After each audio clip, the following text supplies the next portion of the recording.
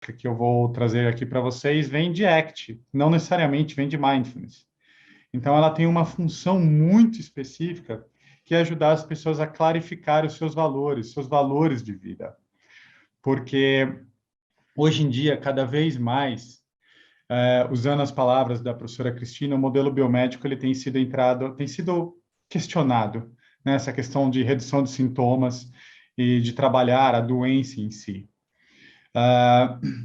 ACT, né, as terapias de terceira onda, elas procuram quebrar o modelo biomédico, porque a gente precisa aprender a lidar com a vida. O objetivo é algo que a gente chama de flexibilidade psicológica, que envolve questões de presença e de ação, né? De ação.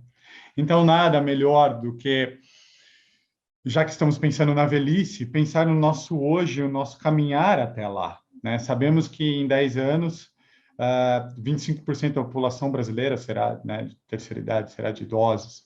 Então, é uma realidade que precisamos olhar.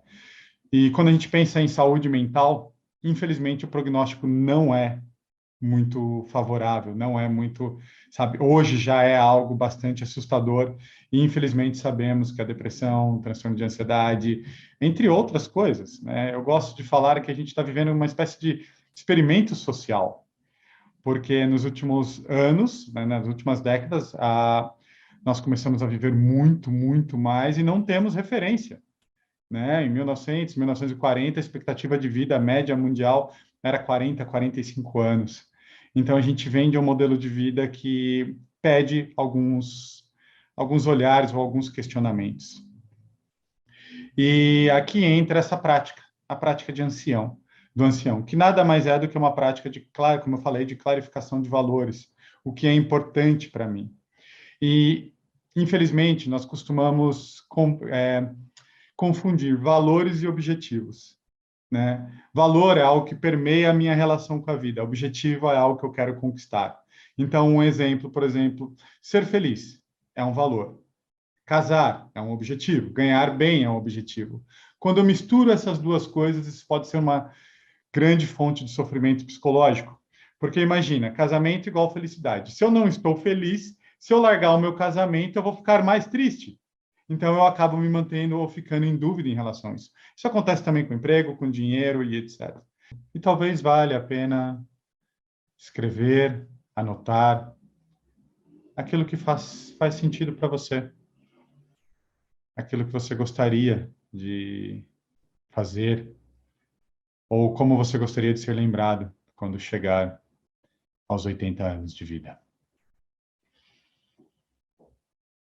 E lembrando que, felizmente, hoje em dia, ao chegar aos 80 anos de vida, muito provavelmente ainda temos algumas décadas de vida.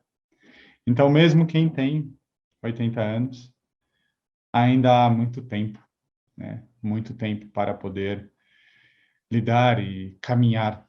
É muito comum hoje em dia a gente, com 30, às vezes com 25, com 40, achar que a vida já passou, que já estou velho. E isso é um erro tremendo, né? Porque se formos pensar, de 0 até 20 anos, é a nossa infância, a nossa adolescência. A gente não pitou muito, a gente começa a ter uma voz ativa na vida a partir dos 20.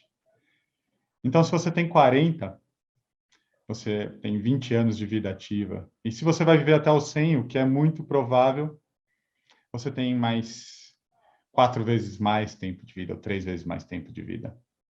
Então, há muito tempo para se viver. E é muito comum na prática clínica ver as pessoas olhando para si de uma maneira muito estática. Ah, eu sou reativo, eu sou nervoso, eu sou isso, eu sou aquilo. E o que a gente sabe hoje, através da ciência, é que a mente ela está preparada para ir na direção que nós gostaríamos, né? O cérebro é absurdamente plástico. Então, quando eu pego e falo eu sou isso de uma maneira estática, é uma grande, grande agressão. E como eu falei, infelizmente, os dias atuais ele pede uma reflexão de como eu estou vivendo e como eu estou me relacionando com o mundo. A doença mental, a psicopatologia está aí presente, né? A depressão, o remédio receitado mais o remédio controlado mais receitado no Brasil são ansiolíticos. Então, não é só, né, sobre a velhice ou ao estar lá, é como vai ser o nosso caminhar até chegar lá. Porque senão o prognóstico não é bom. Hoje vivemos muito mais do que já vivemos em toda a história da humanidade e com muito mais conforto do que a realeza vivia há 200 anos atrás, e não necessariamente isso está refletindo em saúde mental e bem-estar, né? Então, isso está presente em quem tem 15, 20, 40, 70, 90 anos. Então, essa é uma prática que tem como objetivo, né? Como eu falei, ela não é uma prática meditativa, mas o objetivo dela é tentar clarear aquilo que é importante para a gente, ou como a gente é visto pelo mundo, e como a gente quer trilhar esse caminho. A velhice é só uma continuação do agora. Se o agora não for bom, não vai ser lá. E é muito comum você escutar as pessoas, depois que eu me aposentar eu faço, ou agora eu só vou trabalhar. Se você não ficou bom hoje em algo, você não vai ter isso depois. Então, por exemplo, viajar. Se você não viaja hoje, quando você chegar com 80 anos, você não vai viajar, porque você não sabe fazer isso. Então, é uma curva de aprendizagem enorme. Então, a velhice é agora. A velhice é agora, não é amanhã, independente da idade que você tem. Então, fica aqui o convite, né?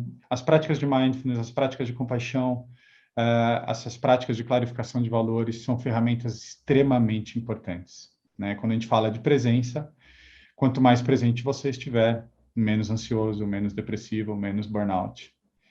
E uma coisa que eu sempre tive vontade era de ensinar mindfulness para pacientes em estado terminal. Olha só que interessante. Ensinar presença para quem tem pouco tempo de vida. E, de certa forma, é meio pesado falar isso, todos nós estamos em estado terminal. Esse é um fato.